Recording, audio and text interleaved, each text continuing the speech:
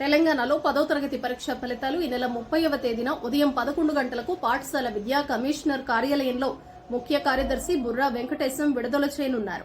రాష్ట్రంలో 10వ తరగతి పరీక్షలు మార్చి నెల 18 నుంచి ఏప్రిల్ 2వ తేదీ వరకు జరిగాయి. 5 లక్షల మందికి పైగా విద్యార్థులు పరీక్షలు రాశారు.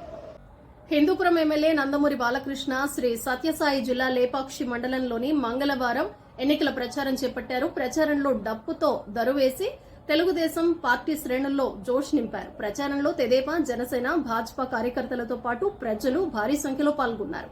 ఈ సందర్భంగా బాలకృష్ణ మాట్లాడుతూ ఎన్డీఏ కూటమి అధికారంలోకి రాగానే దళితులకు 2 ఎకరాల భూమిని అందిస్తామన్నారు. ఢిల్లీ మద్యం కేసులో అరెస్ట్ అయిన ఆప్ జాతీయ కన్వీనర్ ఢిల్లీ సీఎం అరవింద్ కేజ్రీవాల్ బారాస ఎమ్మెల్సీ కవిత జ్యుడిషియల్ కస్టడీని రౌస్ అవెన్యూ కోర్టు పొడిగించింది. ఈ కేసులో ఇద్దరికి మరో 14 రోజుల పాటు కస్టడీని పొడిగిస్తూ ఆదేశాలు జారీ చేసింది. మే 7న ఈ నేతలిద్దరినీ కోర్టు ఎదుట హాజరుపరచాలని న్యాయమూర్తి ఆదేశించారు.